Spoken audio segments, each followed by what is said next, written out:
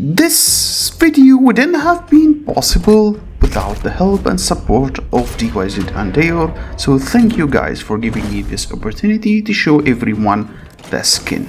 If you want to know how rare and hard to unlock the skin, you can easily go through all the state ranking and you will see for yourself there is only 2 players in the whole game, on the whole state of survival, that has managed to unlock the skin so far. In today's video, we will give you a full breakdown of the 3 new skins and which one of them we think that might be the better option and if it's worth it or not. Keep in mind this video is completely based on my opinion. For starters, nothing is worth 10k or 20k, no matter how good you think it is, because you can just wait and find better deals and offers that would definitely cut the price into the 10th of the first day launch cost. Even if the skin would give you the ability to look through a lady's bikini, I wouldn't recommend you still rushing it, since these videos do cost a liver to make and they are fucking extremely hard to find. I ask your majestic lazy asses to bless me by liking the video. So imagine one day you woke up and you won the lottery. You have enough money and it's fine to spend some of that juicy money. Which one of these skins would you go for? Just in case your wife caught you, tell her, woman, you can buy 100 different fucking bags for every fucking event, and ladies' bags would go easily for 3 fucking k, so spare us your nagging. So if you paid attention, you will find a new term that says basically it's compatible with all. Unlike the previous skins that says it's either compatible with Behemoth MK2 or the Behemoth MK1, we find a new wording here that says compatible with all Behemoth, which means the following: you can only unlock the skin one time, by the way, and you can literally equip the skin to any of the 3 Behemoth you own.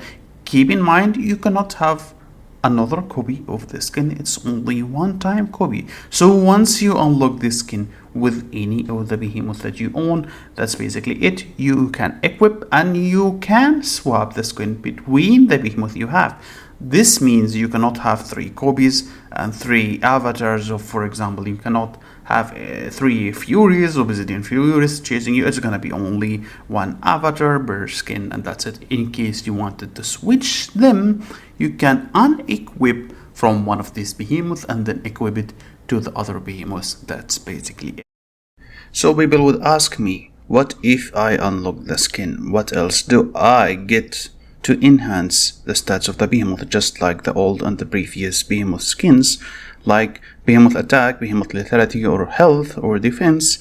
The answer is no, it's a little bit different and it's really underwhelming, unlike the previous skins. So here, if you unlock the skin, if you basically enhance it and decided to unlock the skin, what you will see here is completely different stats to upgrade. One of them is final hero damage reduction, and increase of moral damage and moral damage reduction, which again, they are not necessary, they are not that useful. Even if you have them max, keep in mind the moral itself will only work if your moral is more than the enemy, and most of the time if you are a weaker opponent, if you have a weaker opponent, you are only going to literally benefit little from it, assuming you maxed all of these. So it is like from 3 to 6% only damage increase, which is very little when it comes to end game and rally leaders.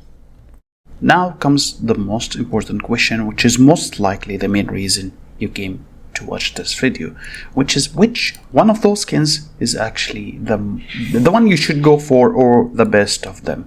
Before we do that, we need to explain to you how these skills works. So according to their modifier and according to King's Good Weather, I'm not talking about if it's an accurate or not when it comes to the damage numbers, but let's assume the damage is actually accurate. How can we compare it to something else, or to know if it's better or not? Simply we can see the other Behemoth and the skills and see if there is any similarities when it comes to the skills. So now let's take this Plasma Whirlwind as an example, which is the top-up event, the Obsidian Fury. It says here, at the start of the battle, launches at the enemy, dealing 300% damage to the front row. This means no matter what happens, this damage from the Obsidian Fury is going to affect infantry. And since it's the start of the battle, it's most likely going to be stacking with dual formation damage and anything that does damage at the first round, which is good in my book, because we don't know which kind of battle you are going to be playing, because Behemoth usually die at the 3rd or 4th round if you are really very weak. Sometimes it dies at the 2nd round, but eventually at round 1 or round 0 the skill is going to be activated, dealing the full damage, regardless if you are in rally or if you are soloing someone. So 300% damage. And for the second skin, I consider the skin to be the worst of the 3 skins, and allow me to explain. So it says here, every 7 turns fires an AKM chest launcher at the enemy front row again, which means infantry, unless the infantry died fast, dealing 75% of damage. Why I'm saying this is not only the worst, but it is actually a very bad skin, because if you go back and check without the skins, you will have a similar skill here, which is called artillery barrage, and it does deal 300% damage.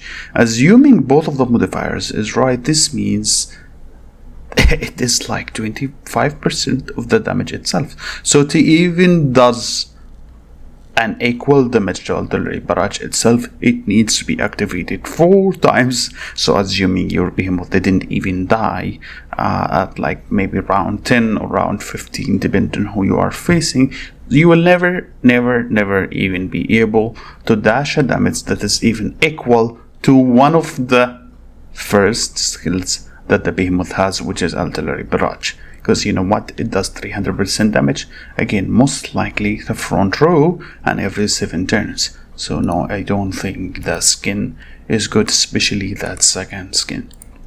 So now finally comes to the last skin, which is Gizby's Avenger. Charges the reactor for the first 10 turns before charging through the enemy lines, dealing the total damage of 2 to 5 damage to all of the enemies. Look, this skin is a little bit questionable, but no matter what, it is most likely better than the Striker. The reason it hits all of the enemies, which means it's going to affect Rider or Hunter, but there is a problem with it. If the battle ended before 10 rounds, so having this skin is like having nothing, because it needs your Behemoth to survive for 10 rounds, and it needs the battle to last more than 10 rounds. Otherwise, this skill is not going to be activated. So in my book, if I'm going to come to say, like, give them a tier, this is going to be the one which you're going to focus on, and then the Gizby's Avenger is going to be the second, and in the third place, the Striker is going to be the worst of the 3. That's basically in short, guys, and I hope you have a wonderful day. That's all. See you guys.